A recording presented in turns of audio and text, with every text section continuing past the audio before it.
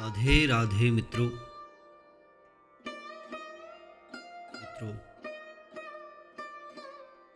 आज हम एक और बहुत ही सुंदर सी कथा, प्रभु के प्रति जो समर्पित लोग हैं, जो उनका पूजन करना चाहते हैं, तरह तरह के सामग्रियां इकट्ठी करके प्रभु के लिए भोग लगाना चाहते हैं। आज ये कथा उन सभी भक्तों के लिए एक प्रेरणा सिद्ध होगी। ये कहानी है एक भक्ति रसामृत सिंधु में कैसे कोई भक्त तोते खाने लगता है। एक बार एक ब्राह्मण था, श्री कृष्ण का महान भक्त था। वो मंदिर की पूजा में बहुत शानदार सेवा पेश करना चाहता था, लेकिन उसके पास धन नहीं था। एक दिन की बात है, वो एक भागवत पाठ में बैठा हुआ था और उसने सुना कि श्री कृष्ण मन के भीतर भी पूजे जा सकते हैं। उसने इस अवसर का लाभ उठाया, क्योंकि वो एक लंबे समय से सोच रहा था कि मैं कैसे बहुत शान से कृष्ण की पूजा करूं, लेकिन उसके पास धन नहीं था।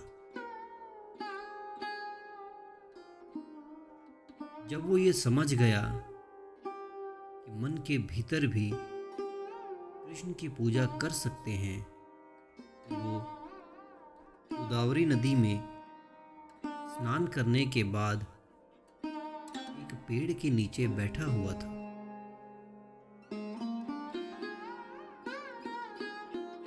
वो प्रातःकाल गोदावरी नदी में स्नान करने के लिए गया और उसके बाद एक पेड़ के नीचे बैठ गया और अपने मन के भीतर बहुत से गहनों के साथ लदे हुए खूबसूरत सिंहासन का निर्माण करने लगा।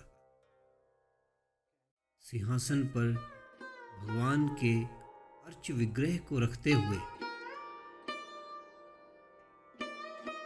वो उस विग्रह का, उस मूर्ति का गंगा, यमुना, गोदावरी, नर्मदा, कावेरी इत्यादि पवित्र नदियों के जल से उनका अभिषेक करने लगा।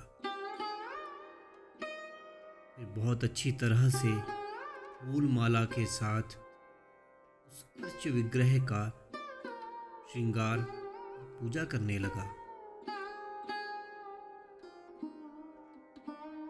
बहुत अच्छी तरह से भोजन बना रहा था, क्योंकि वो अपने मन में ये सारी बातें कर रहा था, इसलिए बड़े ही भाव से मन ही मन में बहुत अच्छी तरीके से वो प्रभु के लिए भोग पकाने लगा। वो परमानंद मीठे चावल पका रहा था।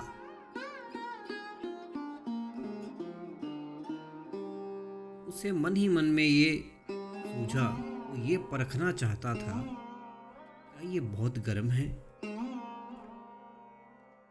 क्योंकि परमानंद ठंडा लिया जाता है,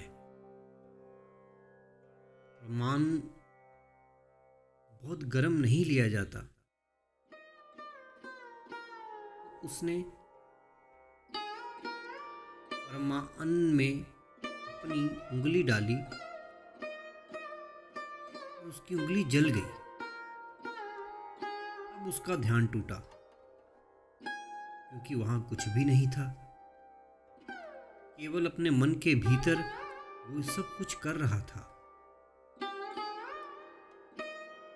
लेकिन उसने अपनी उंगली जली हुई देखी, वो चकित रह गया। इस तरह ये सब कुछ देखकर वैकुंठ से नारायण मुस्कुरा रहे थे। देवी लक्ष्मी जी ने पूछा, प्रभु आप क्यों मुस्कुरा रहे हैं? तब भगवान ने कहा, मेरा एक भक्त इस तरह से पूजा करता है, मेरे दूतों को तुरंत भेजो उसे वैकुंठ लाने के लिए।